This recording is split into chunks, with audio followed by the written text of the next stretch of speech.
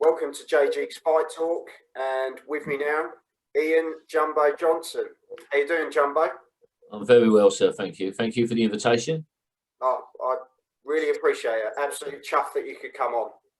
No, I make time for you. Listen, I'm the kind of person who make time for most people. If I can't get back to you straight away, then I'll get back to you when I can get back to you. And it isn't very long because I'm one of these people that thinks lateness and delaying a thing is rudeness. So that's why I was brought up, So.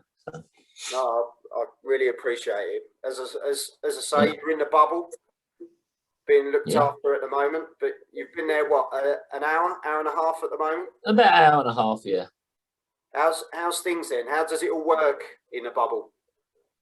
Well, today we have to stay locked down until we get our results. And the last two times I got a knock on the door about 7:30, 7:45 at night. They swap over the bands. I've got one at the moment that says tested, and then I'll get another one that should say passed. So then you know.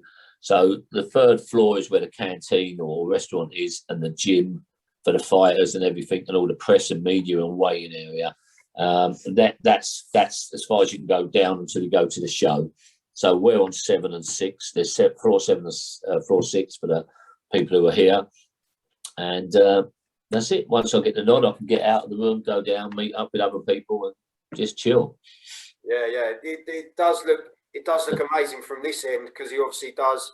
Eddie puts out all the day 1, day 2, and shows you sort of the breakdown of, what's happening, the workouts, people in the gym, table tennis room. He's got game room. He's got all sorts going on, hasn't he? And you've got the table tennis, the pool, the darts. I think they have a movie night one night of the week as well. So, yeah, but he really pushes the boat out. He wants people to feel comfortable, relaxed, and want for nothing. Yeah. No, I think it's incredible what he's done. I think the whole of lockdown, really, when you look at when he did, the boxing in his garden, and now he's doing this, he seems to really be pushing the bar, doesn't he? So he does, and he does. And you are a person who does interview with people and media stuff and that. And let's be honest, Eddie gets a lot of stick from people that he don't really deserve. Yes, he's an Essex boy, and his dad's had money, and he's born into it. But don't make him a bad man. I can remember when I used to go to the matchroom office and train Eddie, one of the other ladies in the office, Mandy, and 2 or 3 others. He used to invite me up, and we used to do it out on the lawn. But then when his business picked up and he took over from his dad, he didn't have time for all that. And he's always been polite and good to me, and so has everyone else in matchroom. And I think a lot of people are just jealous. Yeah, I think you're right. He's, his dad took it to a level, and a very successful man, and has done the job very well. And I think Eddie has taken it to a new platform and a new level. And I think they both had different outlooks on it. Barry was like straight down the line, blah blah blah. Eddie's a little bit more outside the box, thinking outside the box. So listen, give him credit where credit's due, and it's definitely due. Yeah. He uses the social media platform well, doesn't he? And look at all the shows he's doing all over the place now. It's incredible. So, no, I'm right with you there, Jumbo. I think hats off to Eddie, especially at the moment. So yeah. Also, you see, Eddie took a chance on young Frank Smith many years ago. Yeah.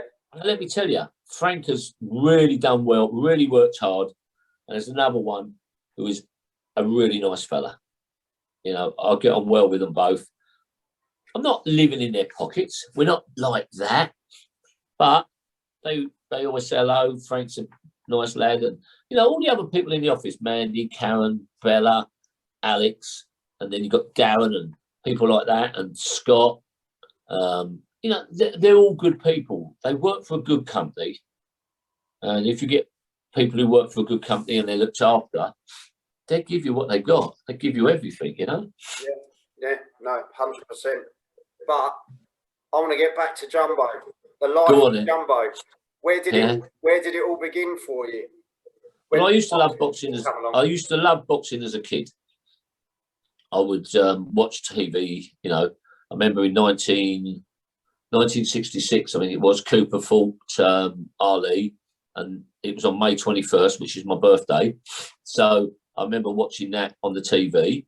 I was only 7, but I was really into the boxing. And then as I grew up, I went to amateur clubs. And like I said to you prior to the interview starting, I wasn't a nice kid. I was an horrible little runt. And to be quite honest with you, I was in and out of aggravation, as most kids are.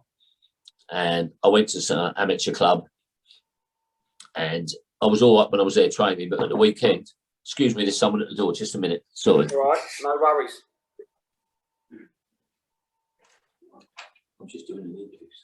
I'll see you later. Thanks, Dan. Sorry. The guys from Lance's team just dropping off some shirts. No worries. But in between that, at the weekends, I would have a 14, 15, a little sneaky beer and a puff of the fag, and go back the next Monday, and I was weighing heavier. And in the end, they gave up with me. And that's why I say to people, if you've got something or you want to try it, do it properly. Don't mess about with it, because it's a dangerous sport. And every time you step through those ropes, you put your life on the line. Yeah. So from there on, I thought, let's do a bit of training, because one of the coaches down there said I'd never make anything. And I thought, you're probably right. But it wasn't what he said, it was the way he said it, So went away, started doing some training as I got older.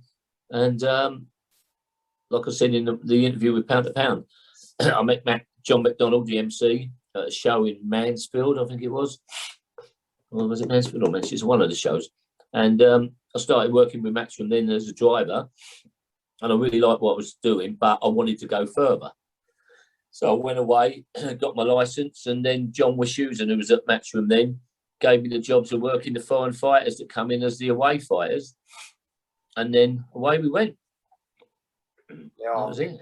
I think it's such an amazing journey. You've just gone from training down at the local gym and then becoming a driver, and now, the famous cut man. And I say that because every time, I seem to watch the telly, I see that famous T-shirt in the corner. With the elephant on, yeah. The elephant on.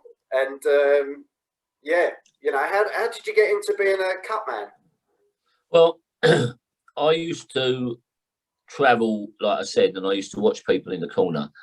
And then I met the late, great Al Gavin, who was a cut man to the stars. He was Lennox Lewis's cut man, Mickey Ward's, De La Hoya's, Jones. He's done everybody. Oh, blimey, yeah. And I met him, and he said, listen, if you ever want to learn anything and you're in the States, come out and give me a shout. So I done no more than paid my own way, went to New York. I stayed at a place called Westbury on Old Country Road. He lived in a place called Bethpage. And he was good enough to take me to some shows and do a few things, because he was here with Mickey Ward when he fought Shane Neary. And that's what I done. And he's just given me some advice, don't use cheap petroleum jelly, use the proper stuff, Remember, you're only as good as your last fight, and conduct yourself correctly inside and outside the ring, and you'll go a long way. Yeah. And I watched him wrap hands, changed it a little bit, done it my way. It's like everybody else, Jamie Sheldon, all these, Dominic Ingle, they all wrap hands, and Adam Gigley, and they change it a little bit. Everyone's different, no one's the same, but nigh on. So that's how we done it. And then I just worked my way up, done a lot of shows for nothing, for people who I was there for, and they said, "Oh, can you do something for us?" Yeah, but in the end, you have to start charging, because you can't lose, can't lose out on it. Yeah. Well, you got to earn the living, haven't you? That's the There's nothing wrong with that at all, is there? No, nothing at all. And people don't understand that you have to be flexible. You have to be flexible. I've gone to Birmingham for a 4-round or 6-round fight, and just got paid for that, and got no fuel money. So what I paid out, I got back, but I didn't earn anything. But you do that, That's your journey, isn't it? Listen, Jane Couch took me to the States twice when she fought Jamie Clampett in Foxwood Casino in Connecticut on the Indian Reservation, and I'm very grateful to her. I got paid a little bit, but it was a great experience, and I learned. Yeah. And in that role, it is one of those, isn't it? Like you were saying, you're only as good as the last time you've worked, and it's the experiences that make you better each time, isn't it? Yeah, because again, some people have seen the other interview, and Josh Kelly's cut on the back of his head wasn't a cut; it was a vein. So you ain't going to stop that. You can pressure it, plug it, adrenaline, but it isn't going to stop it. It needed cortisone, needed to be burnt. The eye cut, I stopped, no problem. I believe, like any cut man should, believe in yourself, and you've got to show that you're calm, because if you start to show panic, then the fighters panic. Yeah, definitely. I'll go back to a couple of shows here. Kerry Kays with Huey Fury. What a fantastic job he done on that cut. He stayed calm. He worked on it. You don't always stop everything straight away. Maybe 2 or 3 rounds, as long as you slow it and keep him in it. And that's what he did, and stopped it. And he went on to win Fury. And, fair play. Yeah. What would you say is you've probably heard this tons of times, but what would you say is the worst cut that you've had to deal with? Oh, there's only been 2 that I think are that bad. One was Joseph Matocci when he fought Marcus Portman at Wolverhampton Civic Hall for the WBF light middle or middleweight title. They clashed heads a little, clashed heads again a bit bigger. And then I think a punch maybe, or maybe another clash of heads, I can't remember, split the whole of the eyelid and it dropped, the eyebrow. And I had to call Ian John Lewis over, and he looked at it, because when I took my pressure off, it just squirted. And Joseph Matocci had 16 internal, 16 external. And it's quite bad. And the other one was obviously Ryan Burnett's cut against Lee Haskins for the world title. Yeah, there's been some pretty nasty ones, isn't there? But then I suppose from our point of view, what we can see on the telly isn't what you can necessarily see. You don't see up close and personal. If they let me wear a camcorder and you could see the deepness of some of the cuts, you'd see what it's like and see what's going on. I mean, if I remember rightly, Mickey Williamson was Ricky Hatton's cut man, and a travelling boy, if I remember rightly, called Johnny Armour from down Chatham, Gillingham way. They both used to cut, and Mick done fantastic work and saved their careers on many a time. But I'm pretty sure, if I remember rightly, because I know it happens, that if you don't flush all the Vaseline out and they stitch it up, it crystallises inside. So it goes like glass, and it can break from the inside and pop out and cut yourself in turn. So that's when you have to have plastic surgery. I'm pretty sure that's what happened to 2 or 3 fighters. But that's why you always got to make sure that the doctors wash it out properly, so there's nothing in there, because sometimes you want that Vaseline. You even get cut in the first or second, and you're whopping that Vaseline on it, and it's getting in the eye, in the crack, in the cut. It's got to be looked after. Yeah, because I've always noticed that when they go, say they do get cut in, say the first or second round, they go to the corner, and then yourself, you always sort of rub, you rub it out first, don't you? Sort of clean it out first, and then get the Vaseline back in.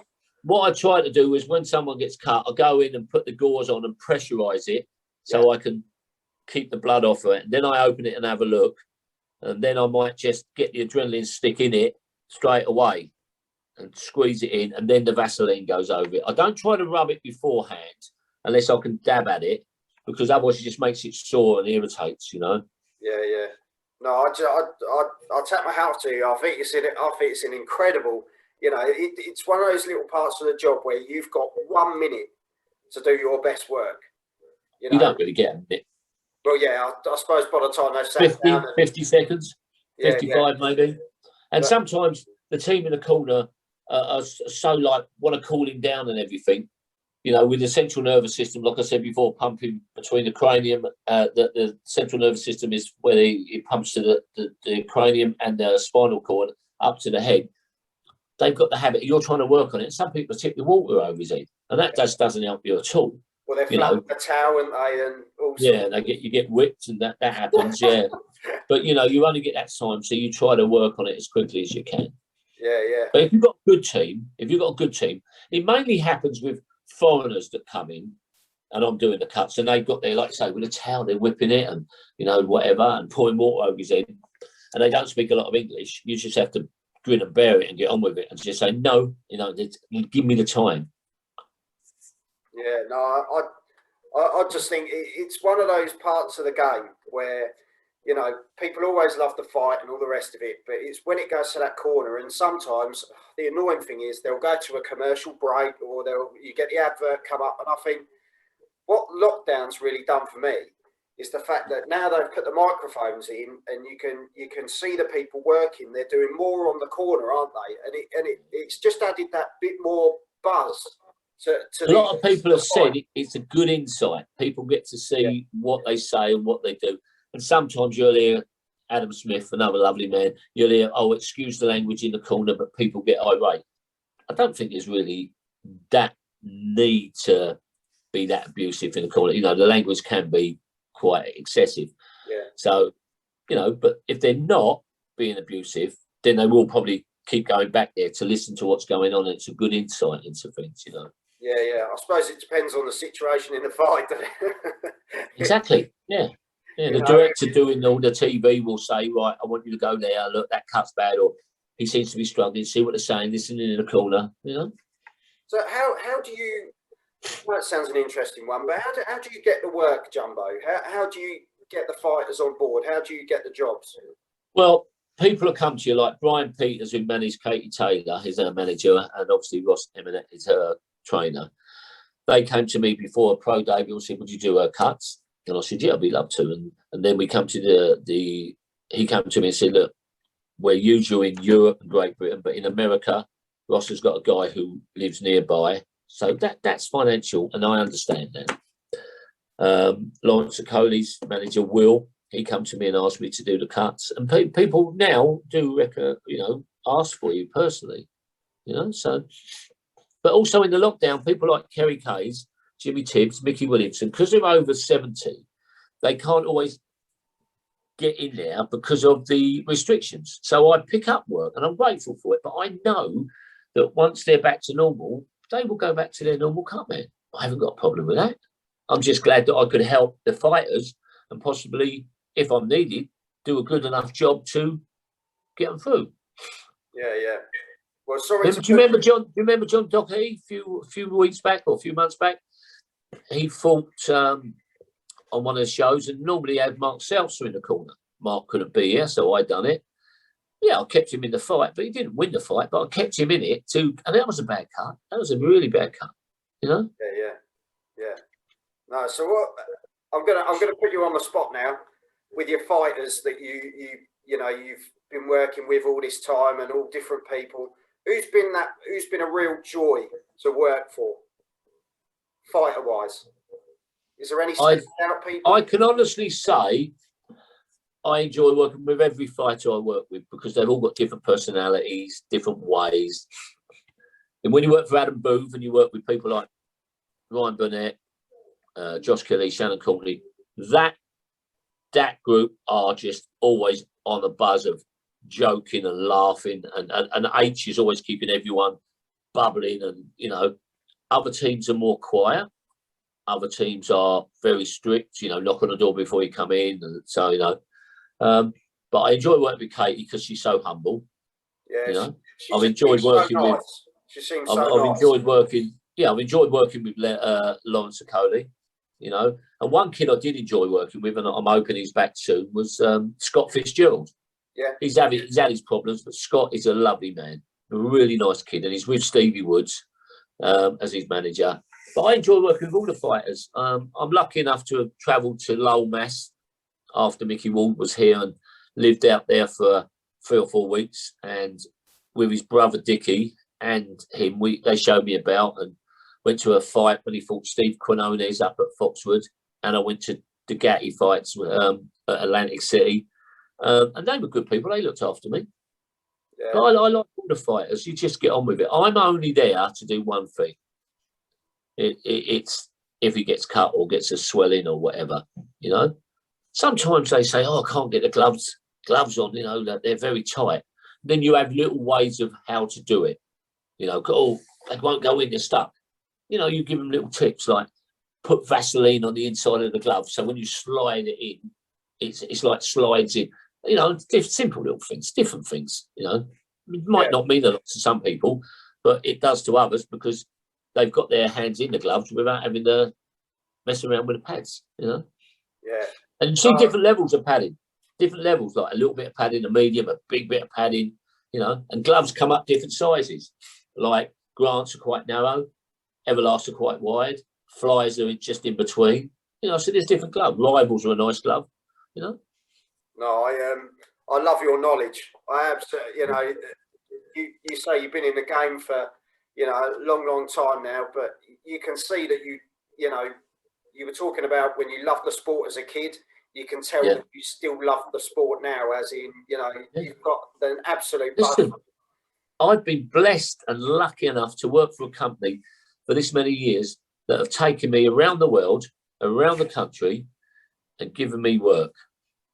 And people like yourself and every boxing fan would give their right arm to be sat on the stool where I sit and watch it up close and personal. And every fight's a fight, but it's it's me. It's what I do, and I ain't no big head about it. I just love it. I just love it, and I'd go there, and I used to pay for my seats. Obviously, I used to travel all over the country before I started working with them. But I just love what I do. And you find anybody, if they say it's all about the money, well, it's not 100%. I think it's the buzz. I get a buzz when that ring walk music comes, and I'm standing on the side of the ropes there, waiting for them to come so I can Vaseline them.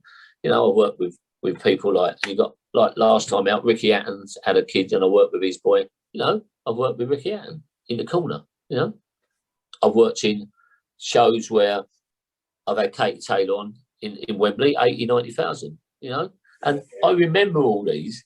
No one can take it away from me. You know, when the day I die, I'm going to go away being an happy man. Yeah. You know, I had Albert Sosnowski fight Klitschko when I done the cuts in Essen at the Schalke Stadium. You know, 55,000, I think it was. Brilliant. You know, it doesn't matter if it's my young pro Luke Pearson is 2-0. He's a super bantam. He spars people like Dennis McCann, Ricky Little, and he's sparred quite a few kids. Now, when we go to little shows, it don't matter if it's a 6-rounder that he's doing at York Hall or Wembley Stadium in front of 90,000. You still got to be professional. Yeah. And you still got to look after them. But that's why I would never do my cuts for my fighter, because I don't believe you can do the cuts and talk at the same time, because you're concentrating on the cut and you're not concentrating on what you're supposed to be talking to your fighter. That's why I have a cut man. I've got 3 or 4 in my that will work in the gym with me that are still good friends, and if I need them, I'll call upon them. No, Jumbo, I think you're such a humble man, and you know, the experience you've got, and you can just see that you love it. It just comes out of you, and I think you're an absolute top bloke, you know, and to have you on here, to be honest, it's been a privilege. You know, I know you're a busy man. You're a busy man, and not today. I'm not. Tomorrow. Do you know what though, Joel? People come to me and send me a message, say, "Oh, hi, Jumbo. My name's blah blah blah. I'm from so and so. How do you get started, and how do I go about it?" Because I've contacted other people and they blanked me and said, "No, it took me a long time to get to this one." Listen, if I can find someone at a young age, like Dave Milner, who works with us, Matt Warnham, Neil Dempsey, Natalie Lewis, and I've had other people come to me, a guy called Kerry, he wants to learn the ropes. Well, like I said to him, you've got to go away and watch and learn, because some of it is on the run, you know. Get your license, get the book from the board, study, practice. So he came down to me and I wrapped some hands with him and, you know, gave him some information on what you do, what questions, etc. He's gone away and he's going to start studying. Am I scared that they're going to take my work? No, it took me God knows how many years to get to where I am, so it's going to take them a few years. So the time they're probably getting into their prime, I would have probably finished it. But I know this, all the time I can walk up them steps and get in that ropes, I'll just keep on doing what I'm doing. Yeah, yeah. Don't matter if I'm 80 or 85, if I'm allowed, if they don't stop me, if there's no age limit, I don't know. Yeah, yeah. No, honestly, I love your passion, and it's nice to, you know, share a conversation with someone of your experience and your knowledge, and you know the love for the sport. I genuinely mean it. You know, Thank you. Listen, and I like people to ask questions. If I don't know, I don't know. And listen, I know that people will say to you, they see you in the corner and you do it. Oh, you're great. You must be earning the money. You must be this. You must be that. You must be the best cut man. And no, there's people out there as good as me, if not better than me. And you only get to see how good people are, or you get that tag when they get a cut. Jamie Sheldon, fucking excellent. Sorry, excuse me. Excellent cut man. Adam Gigley, excellent. Jason Fielding, excellent. Kerry Kays, excellent. Jimmy Tibbs, Mick William, excellent. So we're blessed, I feel, in Britain, because any good fighter will know they can have a good cut man. Yeah. No, and they are essential. Oh, 100%. You know, we see it all the time, don't we? You know, as soon as that swelling starts, the work starts, doesn't it? You're in there. Yeah, and people say to you sometimes, like they did on the other show, Pound for Pound with Jake and Spencer. Do you actually enjoy watching the fights? Well, I don't really get to watch much of it. I try to, but I'm also watching my fighter. You know, because it's your fighter you got to worry about. Oh, there's a bit of blood. Where's that coming from? Oh, it's not from him. It's from someone on the other kid's nose. Oh, there's more blood. Oh, that might be a nick. You know, so you got to watch your fight, because there's no good sitting there enjoying the fight and then someone goes, "Got a cut." Panic. You can't panic. You got to stay cool. Yeah, as you were saying, you know, you've got to be the last person to panic, because the fight is depending on you, aren't they? So yeah, exactly, Joel. You can't show stress or panic, because it then gets into them. So many of them say, "Oh, is it a bad cut? Don't you worry about it. I've got this under control. You know, just leave it with me." Then they go out. You know, because a lot of fighters get a cut, they keep dabbing at it, and you don't help it. Well, as a fight fan, we're not going to talk about tomorrow. I want to take you a week on to Dillian Whyte versus Povetkin, and I wondered what your prediction is as a fight fan. Dillian Whyte. Oh, that was easy. Dillian Whyte.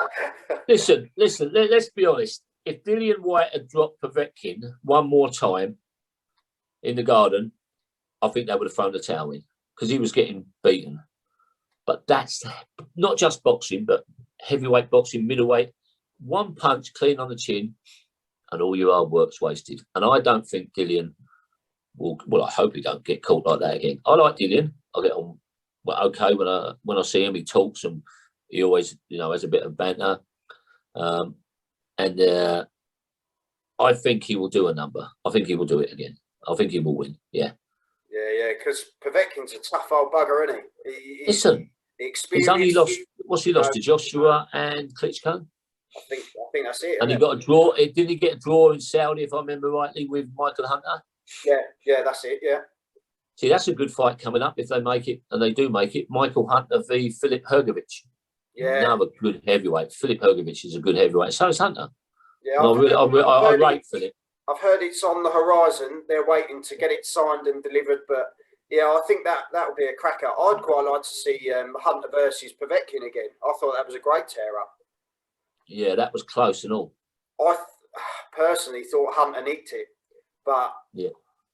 But this is another thing. This is another thing people don't get. When you're sitting at home and you're seeing everything, you see all the angles. When you're a judge, and you've got to remember they're only human. If you've got judge this side and they've seen something, they see it that way. If judge the other side sees it a little bit different to wherever, and vice versa. So, you know, it is what it is. And the judges, it's a bit different when they're like, one judge goes 117, 115, 117, 115, 112, 120, and you think, what? You know, so that is a little bit far. But listen, they watch for 3 minutes. They have to give their opinion at the end of it. Yeah. Sometimes we agree with it. But there you go. Yeah, it's their point of view, isn't it? It's their opinion, their scorecard. So yeah, exactly. Yeah, it's a tough one. Also, one more fight I just want to chuck at you. You've got Conor Benn versus Jesse Vargas on the 10th of April. Conor Benn. I think Conor Benn. I think Conor Benn. Yeah, I do think Conor Benn. Yeah. Yeah, he's seems to be stepping it up every single time, doesn't he? Seems to be improving. This is just me again, but I'm looking forward to seeing Joshua Buatsi when he's out next. Yeah, now he's made the move to the States.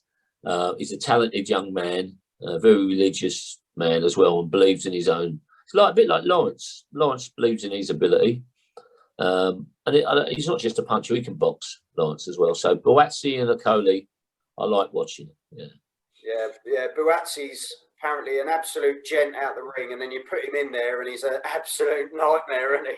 Yeah, no, he is. He is very humble. Again, he's another very humble person. So big nights ahead, and bright futures for the UK fighters. I think we got a great crop of lads and ladies coming through, and I think the future's bright for the sport over here. I think we're the place to be.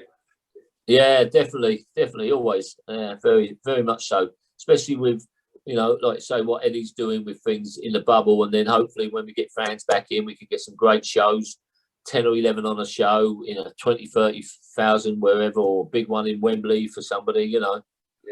It's got to be good done. days. I've got to get back there. Got to get back there. Okay. But no, as I say, thanks for your time, Jumbo. I really appreciate it. And my pleasure. I hope all goes well tomorrow.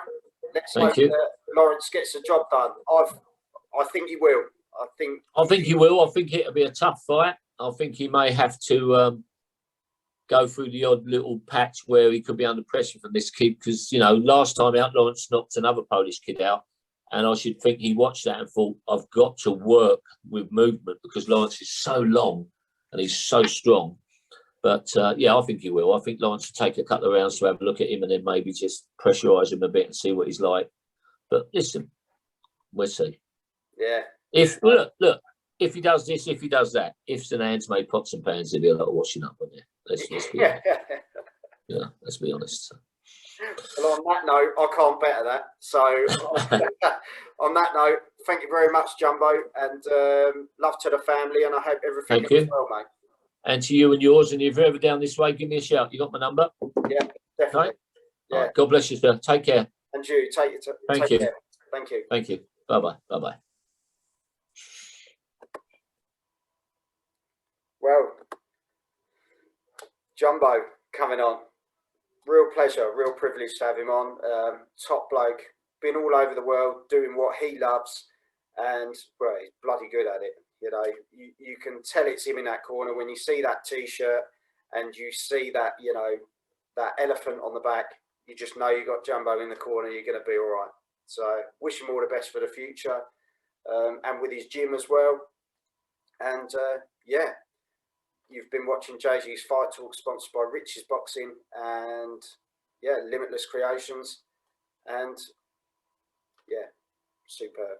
If you like what you've seen today, hit the subscribe button, check out the content, and I'll see you all soon. Thank you.